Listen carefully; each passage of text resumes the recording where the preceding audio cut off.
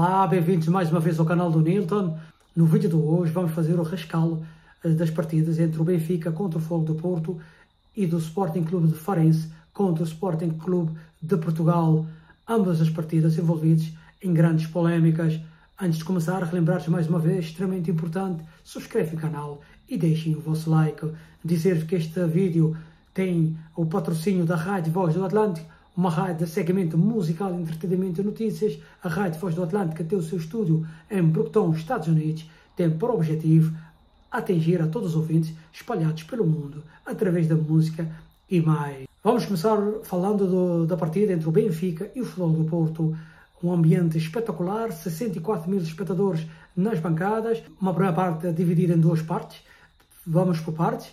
O Benfica entrou algo tímido, com algum medo, com algum receio, enquanto o Futebol Porto entrou com muita dinâmica, com os jogadores a progredir no terreno com alguma facilidade, a invadir o meio campo da equipa do Benfica, a ter superioridade numérica, a criar situações de finalização sem grande perigo. Tudo mudou a partir dos 17 minutos da primeira parte, quando o árbitro tomou a decisão de expulsar o jogador do Futebol Clube do Porto, uma decisão envolvida em grande polémica. O árbitro, ao que parece, tomou a decisão mais correta. Na primeira imagem, claramente percebe-se que o jogador do Futebol do Porto joga a primeira bola, só que depois levanta a pé direita e atinge o jogador do Benfica, derrubando, quando o jogador podia ficar numa situação favorável para atacar a baliza do Futebol do Porto. O que o árbitro falhou foi não rever o lance, não dirigir ao VAR para tomar a decisão correta. Provavelmente a decisão mais correta seria a expulsão do jogador, mas pelo menos teria capacidade de ver a imagem com mais calma e de analisar com mais precisão. Mas o jogador do Futebol Porto, quando entra e sabe que pode ganhar a bola, não pode ter uma segunda ação durante a jogada de derrubar o jogador, nesse caso do Benfica. O Futebol Porto não caiu, a jogar com menos elemento, continuou a ter mais segurança, continuou a criar mais jogos, teve 2 ou 3 oportunidades boas para marcar, com o guarda-redes do Benfica a evidenciar-se, a fazer grandes defesas. Numa delas, também com o Sérgio Conceição achou que o árbitro podia ter chamado, neste caso, para uma grande penalidade, quando o Taremi aparece isolado frente ao guarda-redes do Benfica. O guarda-redes do Benfica chega a primeira bola, mas depois com a mão toca no jogador do Futebol Clube do Porto. Uma situação em que parece um pouco forçado. O guarda-redes não tem qualquer intenção de derrubar o jogador do Futebol Porto e, nesse caso, o árbitro tomou a decisão mais correta. Falhou em alguns critérios, umas que juizou bem, outras que falhou, e o Futebol Porto queixa-se de não ser beneficiado em alguns critérios tomados pela equipa de arbitragem. Mesmo assim, o Futebol Porto terminou melhor, mais seguro do que o Benfica, que apareceu numa primeira parte com algum receio, com medo de assumir o jogo. Ao intervalo, Roger Smith deve ter chamado a atenção dos jogadores. Ele mesmo, na conferência de imprensa, disse que os jogadores tinham jogar ao Benfica e, claro, com o jogador a mais, com o desgaste que o Futebol Porto teve durante a primeira parte e o desgaste que iria ter na segunda parte, seria extremamente complicado e difícil o Futebol Porto sair do Estádio da Luz com um resultado positivo. Aos 68 minutos, o Di Maria abre o marcador através de uma grande jogada do Neres, que para mim foi o jogador mais desequilibrador, foi o jogador que deu a dinâmica exata à equipa do Benfica. No meu ponto de vista, foi o melhor jogador em campo. Além disso, também o Benfica teve alguns jogadores que tiveram um patamar bom, principalmente na segunda parte.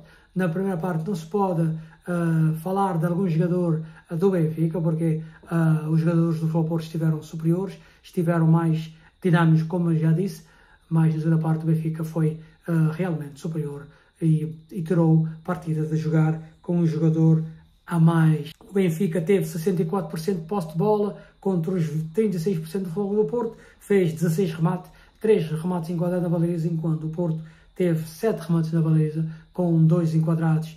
O Benfica é um justo vencedor, claro, mas possivelmente se o jogo fosse 11 contra 11, a história poderia ser bem diferente, vista a maneira como o Benfica encarou a primeira parte, a história de jogo fica que o Benfica ganhou por 1-0, mereceu ganhar, principalmente na segunda parte, ultrapassa o Futebol Porto na classificação na tabela e atinge os 18 pontos, enquanto o Futebol Porto fica pelos 16. O Benfica ficou à espera do resultado do jogo entre o Farense contra o Sporting, mas o Sporting foi ao Faro a ganhar por 3-2 e assumiu a liderança da tabela classificativa. Antes de falar do jogo do Farense e do Sporting, vou-vos deixar com as declarações do Sérgio Conceição e do Roger Smith na zona interview. É igual, há erros, é normal. Eu cometo os meus erros, os meus jogadores cometem erros, os adversários também. Agora, quando eu estou lembrado do jogo do ano passado, o Dragão foi expulso, está aqui por 2 pisões. Aos 9 minutos acabei na pé pisado também, não houve amarelo. Eu compreendo a expulsão do Fábio Cardoso por aquelas imagens que eu tive a ver, ele toca na bola e depois a seguir toca no jogador. Compreenderia sim também o penalti sobre o Medi, porque o Turbino toca na bola e depois com a mão alta toca no Medi também. E dentro do mesmo critério aceitava, mas não foi assim. Mas nós estamos preparados para este Benfica, para todos os nossos adversários no campeonato. Faltam 27 jogos e estamos preparados para estas situações onde têm-nos sido algumas vezes desfavoráveis, como outras vezes, com certeza, que fomos também, num ou noutro caso, beneficiados, mas isso faz parte daquilo que é o futebol. Lamento, porque era um jogo entre 2 rivais e estes jogos dos rivais tinham pelos mesmos objetivos, e estes jogos eram importantes. Era importante nós saímos aqui com uma vitória, porque eu acho que porque merecíamos da forma como entramos no jogo, da forma como nós preparámos o jogo, da forma como os meus jogadores estavam bem. E mesmo os jogadores que pela primeira vez estrearam num clássico deram uma resposta muito positiva. Acho que este jogo, eu sei que custa para mim, custa para os adeptos, para os sócios, simpatizantes, perder 3 pontos contra um rival direto. Custa, mas acho que ganhamos muito mais hoje do que perdemos, sinceramente. Olá Sérgio, Gonçalo Ventura em direto para a RTP3. Queria fazer 2 perguntas, se for possível. A primeira é se a arbitragem, na sua opinião, e depois do que disse, foi decisiva para o desfecho do jogo e para este resultado. E Gonçalo já falou sobre a arbitragem. Uma questão mais técnica que tem a ver com a entrada do Porto na segunda parte. Se o Porto foi melhor com 10 e conseguiu ter mais oportunidades na primeira parte do que o Benfica e ameaçar por várias vezes o golo, o que é que aconteceu logo no início da segunda parte, quando o Porto foi estrategicamente, encostou-se mais atrás, tentou-se fechar mais e sair com critério para o ataque, ou foi o Benfica que obrigou o Porto a ficar naquela zona? Nós queríamos aproveitar esse espaço, como é óbvio, até as substituições que eu fui fazendo, de acordo com aquilo que eu pensava que era uma forma de chegar à baliza do adversário. Nós temos que, sempre que podemos, olhamos para a baliza do adversário. Agora, temos que ver que estávamos a jogar contra uma equipa, volto a repetir, que tem a sua qualidade e que, naturalmente, é um esforço enorme dos meus jogadores jogarem a partir dos 20 minutos com menos um, não é? E isso é absolutamente normal, apesar de nós estarmos muito seguros no jogo. O gol acontece numa situação, enfim, os gols acontecem normalmente por um ou outro erro, e não fomos tão eficazes, tão competentes a defender a nossa baliza, mas houve um crescimento normal do Benfica, sinceramente, e como volto a dizer, houve uma outra situação no último terço, um outro remate que não foi perigoso, houve o gol. Nós tentámos com as instituições, com o decorrer do jogo, dar alguma velocidade nas alas, acabámos com o Galeno a lateral, o João Mário que é a ala lateral, 2 alas para chegar à baliza do adversário para ganhar o jogo, porque mesmo assim nós sentíamos que podíamos daqui sair com pontos. Boa noite, Tiago Santos, aqui atrás, em direto para a TSF. Durante a segunda parte vimos alguns movimentos no banco. Primeiro, salvo erro, o André Franco estava para entrar, depois o Tony Martínez, depois acabou por colocar Gonçalo Borges e também Francisco Conceição. Pode-nos explicar o que é que lhe foi passando pela cabeça e porque é que essas primeiras alterações não aconteceram? Porque a primeira alteração estava para entrar o André, o LPP ficou um sinal do PP sobre um problema físico. Entretanto, isto foi antes do gol do Benfica. Achava que o André Franco fazia sentido, a forma como segura e bem a bola, como como está rotinado naquela posição, naquilo que é a posição de espaço, mais por dentro, nos jogadores médios, é um jogador diferente do Francisco ou do Gonçalo, que são jogadores mais de corredor. Naquele momento, depois de tanto sofremos o gol, já o jogo pede outra coisa, ou seja, pede outro jogador, ou um jogador com outras características.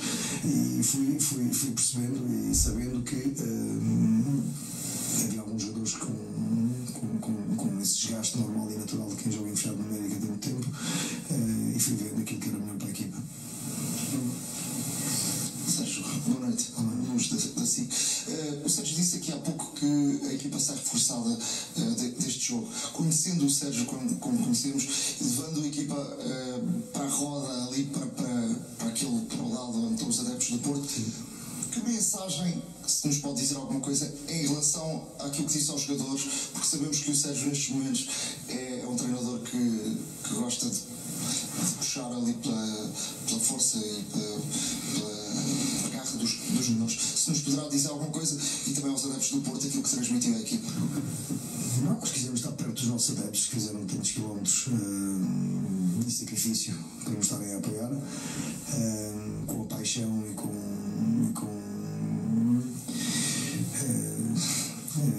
essa grande espírito que tem em ligação com a equipa.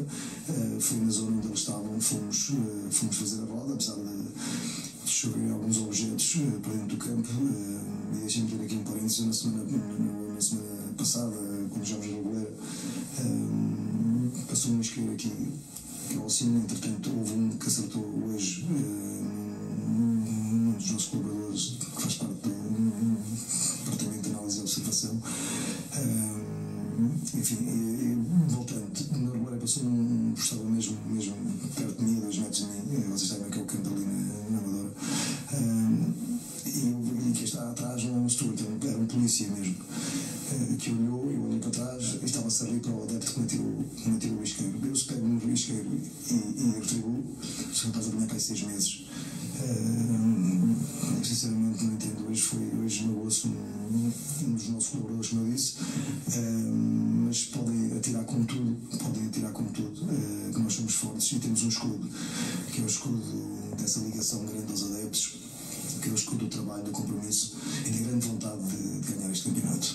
It was a special game, I think, with the early red card after, I don't know, 20-25 minutes probably. I think the first half, I think I was not 100% satisfied, because I think the intensity and the speed of the game was not like we normally have in our game. After halftime, I think we talked about a few things in halftime, and then it was a different game, so we played with more movement, with more intensity, with more chain reactions, and we put them under pressure. Of course, you always have to take care if it is 0-0, even they are with 10 men, you have to take care of counter-attacks, of long balls, set pieces, these things, so they're still dangerous. But I think my team did it very well, so very concentrated, very disciplined, and we created chances, and we had also the patience today to wait for the right moment, and then we scored and defended very well afterwards, and so we deserved to win, and it was very important for us. Smith Gonçalves Ventura para a RTP3. How do you describe João Neves as a bichinho? I think I don't have to describe. I think everybody sees how much happiness he has to play football. I think he's developing very, very fast. So he's now for half year part of the first team, but almost every day he's developing, he's doing things better, he's taking a lot of responsibility. He has everything what we need, so he's not the tallest one, but nevertheless, like we saw today, almost he won all the duels also in the air. Very good with the ball, intelligent, tactical wise, and also very disciplined and motivated to work hard in the central midfield. So I think he's a very complete player, and I'm very happy that he's part of us. Pedro Neves de Souza, CMTV. How did you see the referees work, and after the match, did you talk with Sérgio Conceição? For me, it's difficult to rate the referee. I think, it looked like I haven't seen a moment with the red card, but it looked like a red card. When it is a foul, I think it's a red card, and maybe even the second foul against Rafa was also close to red card. So I think the decision was okay. Like it always is. So in these games, Benfica against Porto is not easy for the referees to lead these games. And I think he did it as good as he could do. So he hasn't decided anything. He hasn't decided the match. So that's always the most important thing for the referee. The decision was on the pitch. And what was? No, only a handshake and congrats us for the win. That's it.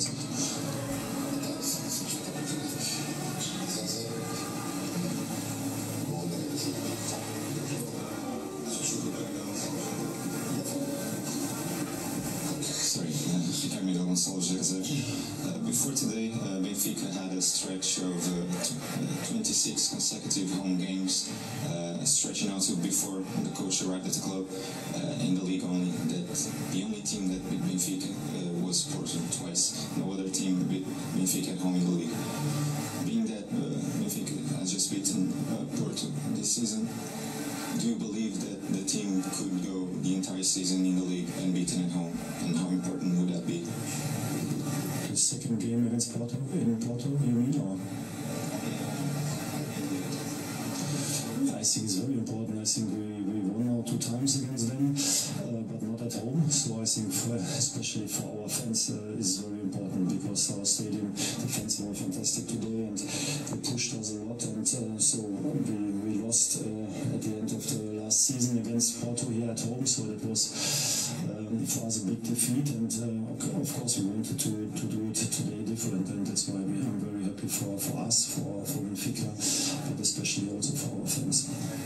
Vamos terminar o vídeo falando do jogo do Farense contra o Sporting, em que o Sporting ganhou com grande dificuldade ao Farense por 3-2, um jogo no estádio do Faro, com lotação esgotada, um grande ambiente, em que o Sporting, depois de saber do resultado do Benfica contra o Futebol do Porto, sabia que precisava de ganhar para assumir a liderança da classificação, coisa que aconteceu. O Sporting ganhou por 3-2, com destaque para Gorkaes, que marcou dois golos, ambos de penalti, que marcou um excelente gol, já que o jogador vinha de algumas jornadas sem marcar. Mas vamos falar do jogo em si. Farense muito bem durante os 90 minutos. Logo cedo ficou sem um jogador, que foi expulso e que causou o primeiro penalti. Cortou a bola na área quando a bola ia para a baliza e o árbitro não teve outra alternativa senão expulsar o jogador do Farense. O Gorkaes marcou aos 21 minutos da primeira parte. O Porto aos 35 dá uma vantagem ao Sporting de 2-0, mas o Farense não deu o jogo por vencido, conseguiu reagir, reduziu a desvantagem aos 37 minutos por Mateus na transformação de um livre direto, em que me pareceu o Adam mal batido na jogada, demorou muito tempo a reagir. Na segunda parte, o Farense deixou o Sporting jogar, o Sporting teve várias oportunidades para dilatar o marcador, não conseguiram traduzir essa vantagem em gol. Novamente, na transformação do livre, a equipa do Farense conseguiu o empate. Mérito da equipa do Farense, que teve uma eficácia muito grande nas cobranças das bolas paradas. Mais uma vez, o guarda-redes do Sporting pareceu mal batido, há que dar mérito ao jogador do Farense. O Mateus, mais uma vez, aos 55 minutos, conseguiu fazer um gol de grande efeito, mas pareceu-me que o Adam não analisou bem a saída da bola e quando reagiu, a bola já estava dentro da baliza do Sporting. O Sporting, com algumas modificações feitas pelo Ruben Amorim, acentuou mais a supremacia sobre a equipa do Farense. Novamente, o árbitro foi chamado e o VAR, depois de analisar o lance, decidiu por marcar um penalti contra o Farense. Uma jogada de rompimento do Eduardo, que entra na área com vários dribles e é derrubado pelo jogador do Farense. Na primeira imagem, pensa-se que o jogador do Sporting forçou a queda, mas depois de ser analisado a imagem, vê-se que o jogador do Farense atinge o jogador do Sporting por trás, causando assim um penalti que para mim pareceu justo Gorkarev, aos 90, concretizou o penalti, dando uma vitória ao Sporting, arrancada a ferros. Se pode justificar com culpa da equipa do Ruben Amorim, de estar a ganhar por 2-0, tem que ter a inteligência e a perspicaz de saber que tem que pausar o jogo, analisar o jogo, ser inteligente e só querer ganhar o jogo com certeza de que os 3 pontos estão garantidos. O Sporting quis atacar de qualquer maneira, todos queriam avançar para a frente e quando se viu numa situação extremamente difícil em que o Farense conseguiu o empate e esteve quase a roubar 2 pontos. A equipa do Sporting há que valorizar a prestação da equipa do José Mota. A equipa do Farense está muito bem organizado, parece uma equipa fisicamente muito bem trabalhada e se continuar assim, claro que vai dar muito trabalho. Vou-vos deixar de imediato com as declarações do Ruben Amorim na zona interview. Amorim, boa noite. Ruben, o Sporting acaba por ganhar este jogo, mas parece, não sei se concorda ou não, que sofreu um bocadinho sem precisar. Sofreu muito porque precisou, porque deixou 2 bolas paradas o Farense igualar o jogo e depois sempre, mesmo com menos 1, muito bem a defender e com uma outra transição. Mas obviamente que nós com o 2-0, com a expulsão, temos que ter mais tempo a bola e quisemos fazer tudo muito à pressa, conseguir o 3º golo, ir para a frente, a ir muito no entusiasmo de toda a gente, quando nós temos que jogar o nosso jogo e perceber a fase em que o adversário está, o que o jogo está, em que nós estamos. Como eu disse, 2 bolas paradas igualaram o jogo, nós tentámos, principalmente na segunda parte, melhor, criámos oportunidades, não fomos fazendo, foi-se complicando, mas acho que acaba por ser justo. Tirou o Ullmann ao intervalo, medo do segundo amarelo, pergunto-lhe a primeira pergunta, e quando coloca o Paulinho, o que é que queria do jogo? Sim, o Morten saiu por causa das transições, já tinha amarelo e qualquer toque era havia muita confusão, muitos gritos e nós temos que precaver essas situações. O Paulinho foi porque tínhamos mais um, o Pote podia vir para baixo porque é um jogador muito rápido nas transições, não teríamos que fazer grande organização ofensiva, depois juntámos fecharam muito o meio, o Farense fechou muito o meio, o Mr. José Mota falou muito do jogo interior e não nos deixaram jogar por dentro. Sabia que ia haver espaço nas costas, cruzámos bastante e era diferente ter apenas um avançado. Foi essa a intenção, umas características diferentes para o jogo. Mas era a intenção sua, falou aí da questão do cruzar muito, foram instruções suas na segunda parte para tentar muito os cruzamentos? O Sporting faz muito, sobretudo do lado esquerdo. Não, nós tínhamos que cruzar porque a bola por dentro não ia entrar. Devíamos, na primeira parte, ter variado mais o jogo e não tanto focarmos no jogo interior, e depois na segunda parte não há outra forma de entrar e depois com o 2-2 começa a criar alguma ansiedade e tendo o Reis também a passar muitas vezes nas costas e tendo o Paulinho e o Víctor na área, fazia mais sentido utilizar os cruzamentos. Coates sai ilusionado, preocupante? Não sei, ele sentiu ali uma picada, vamos ver, obviamente que agora estamos numa sequência de jogos, vai haver a paragem, o que é bom, vamos ver e fazer a avaliação amanhã. Mas para já é um jogo complicado, Liga Europa.